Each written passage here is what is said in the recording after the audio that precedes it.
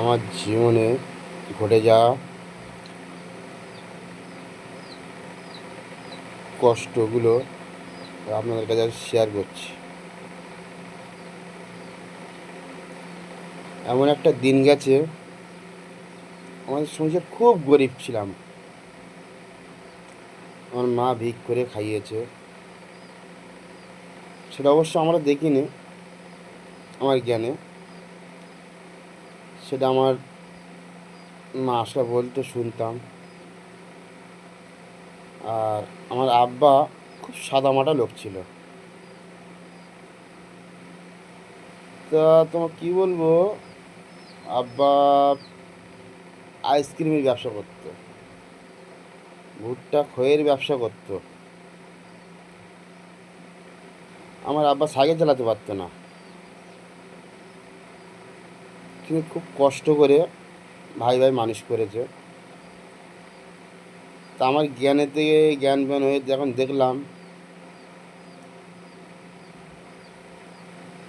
আব্বা দেখি বড় ভাইয়ের আইসক্রিম কিনে দেয়, বড় ভাই আইসক্রিম নিয়ে যায়, নিয়ে গিয়ে বেশ আমরা তখন কী করলাম, আমার মা একটা গরু পোষানি নিয়ে আসে। গরু পুষিয়ে পুষিয়ে একটা বাছুর হলো, তখন আমরা নিলাম।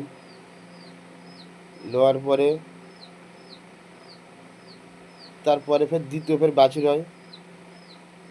সেই বাছুরটা গরু মালিক আর গরুটা নিয়ে চলে যায়। তা সেই গরু বাছুরটা সেনা করে বড় করে বিক্রি করলো আমার মা। আব্বা তখন বিক্রি করলো।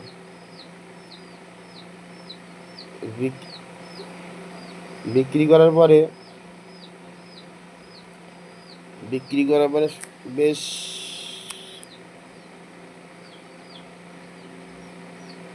ছাগল পোষানি হলো। ছাগল পোষানি নিয়ে এসে ছাগলের বাচ্চা নিয়ে একটা ছাগলের বাচ্চা কিনলো, একটা ছাগল পোষানি নিল। সেই হলে কোনো রকমে আমরা বেশ সময়টা ভালোই চলছিল আমাদের। কষ্টের সংসার, কিন্তু একবেলা এরকম দিন গেছে, লোকের বাড়িতে গিয়ে দাঁড়িয়ে থাকতাম, পান্তা খেত, এই যে এক মুঠো পান্তা দেয়, এতটাই কষ্ট করেছি আমরা। দিত খুবই কম, হয়তো একদিন দিত, তো এক সপ্তাহ একদিন দিত না। আমরা চেয়েছেন সকাল আমাদের পান্তা খাওয়া হতো না, এরকম দিন গিয়েছিল, মানে বাসি ভাত ঝাড়ে বলা হয়। তো আমার ভাই ওই কষ্ট কষ্ট করে তখন খুব কষ্ট করে হয়েছে। তখন একটা আইসক্রিমের দাম ছিল 5 পয়সা 10 পয়সা।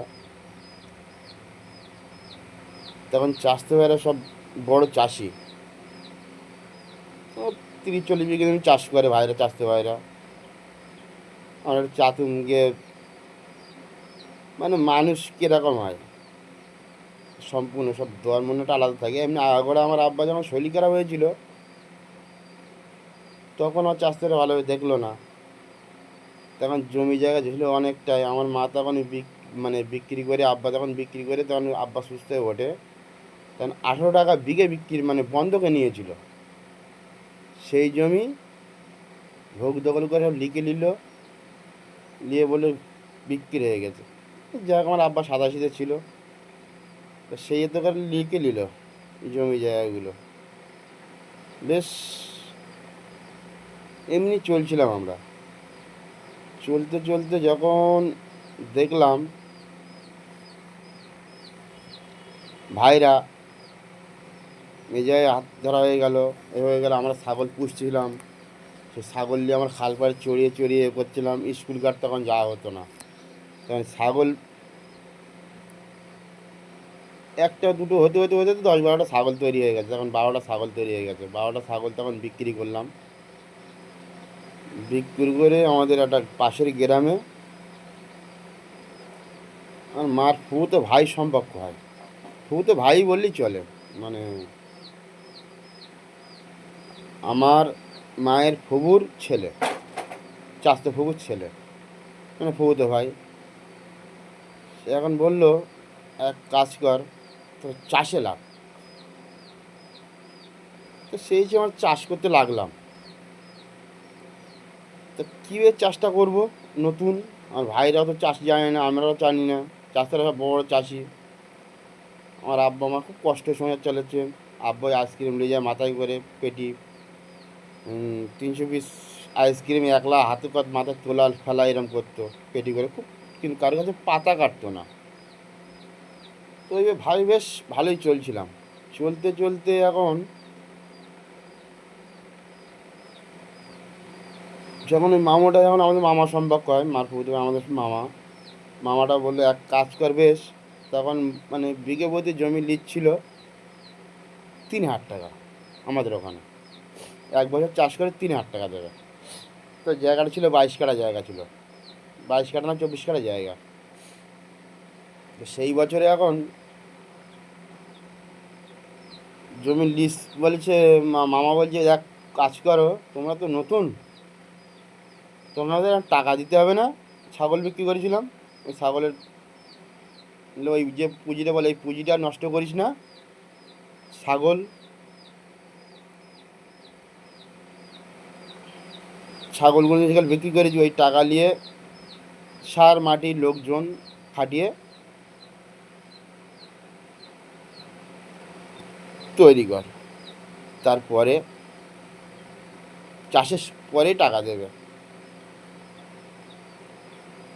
তো বন্ধুগণ, গল্পটা শুনবে, আমাদের জীবনের ইতিহাসটা। ভালো পয়সাওয়ালা হয়েছিলাম, সেসব নষ্ট হয়েছে। বলবো এক এক করে গড়াতে না বলে বুঝতে পারবো না আমার জীবনের শেষ অবধি কতটা লড়াই করেছি আমরা, আর এখন কোথায় আছি।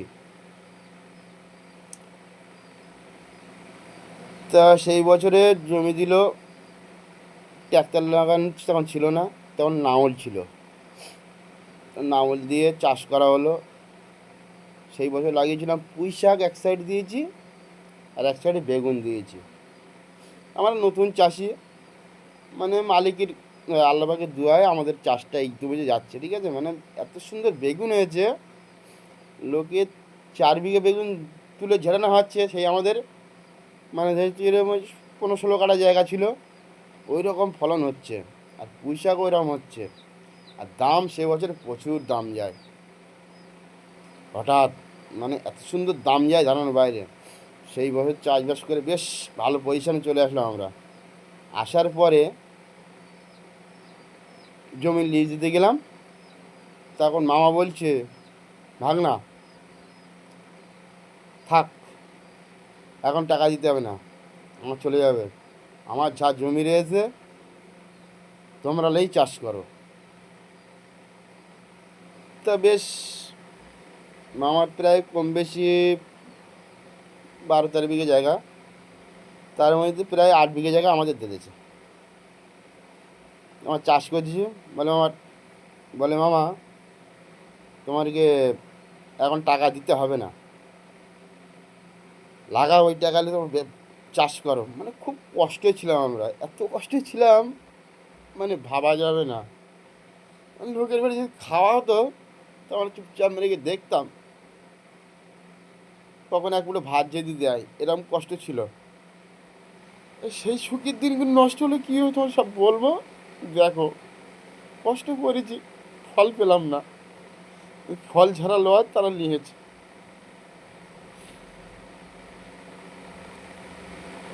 তো মামা যখন বললো, চুপচাপ মেরে থাকলাম, জমি জায়গাগুলো নিয়ে চাষ করতে লাগলাম। চাষ করে ভালোই চাষ করলাম, করে সে বছরে ভালোই টাকা পয়সা হলো।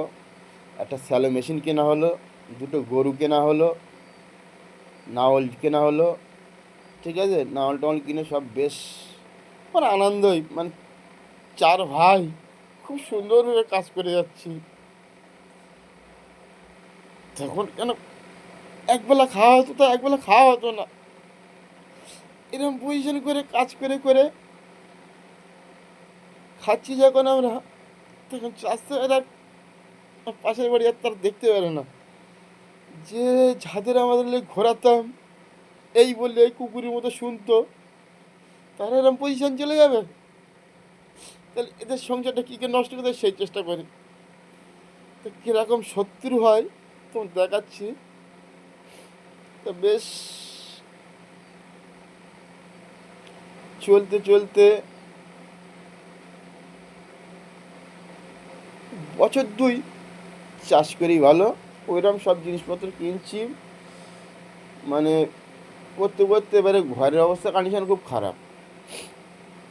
সরকার থেকে সেই সময়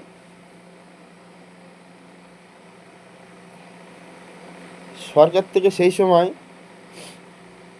ঘর আসে, 25,000 টাকা করে দেয় ঘর সরকার। তো 25,000 টাকা দিলে কিন্তু 25,000 টাকা পুরো আমাদের দিইনি, 15,000 টাকা খেয়ে ফেলে দিয়েছে পার্টির লোক, 10,000 টাকা দিয়েছে। কিন্তু সেই সময় 10,000 টাকার মূল্য ছিল। তা আমরা চাষ করছিলাম, সেই সময় কি করলাম, ঘর করতে হবে, ঘর করতে গেছি চাষতলায় মাদা। বেশ আমার পাশের গ্রামে, তারা আমার মার সেটা ফুফুতে হয়, তারা ছিল, তারা মামা মামাকে ডাকি, চাচা হয় সম্পর্কে, গ্রাম সম্পর্কে, কিন্তু অ্যাকচুয়ালি আমার মার ফুফুতে ভাই সেটা, আমার পাশের গ্রাম, সেটা আমার পাশের বাড়ি। তা ওরা গিয়ে সাপোর্ট দিল, তখন আমরা গিয়ে ঘরটা করতে পারলাম, ঘর করেছি, ভাই ভাই এরকম খাটছি, আনন্দ হয়। স্কুলে তখন আবার স্কুলে যাচ্ছি, আগে তখন স্কুল যেতাম না, যখন আমার প্রয়োজন হয় তখন স্কুল যাচ্ছি। আমি যখন স্কুল যাই, আমার তখন বয়স কম বেশি 10 বছর, 10-12 বছর বয়স হয়ে গেছে, তখন স্কুল যাচ্ছি, 12 বছর বয়স হয়ে গেছে তখন স্কুল যাচ্ছি আমরা। তো স্কুল যাই যেতে ওই একদিন যাওয়া হয়, তো একদিন যাওয়া হয় না। নাম সই জানতাম না, নাম সই শেখালো একটা দিদিমণি, দিদিমণিটা জানে আমাদের কষ্ট, আমার মা ভিক করে গেছে। দিদিমণি বলতো, দেখ খোকা, তোর বাপ মা খুব ভালো, খুব কষ্ট করে মানুষ করেছে, তো যতটা পারিস কষ্টের মধ্যে শেখ। সে দিদিমণি হাত ধরে নাম শিখিয়েছে। নাম শেখানোর পরে বেশ যাই, স্কুল যাই, আসি। এবার আমার মা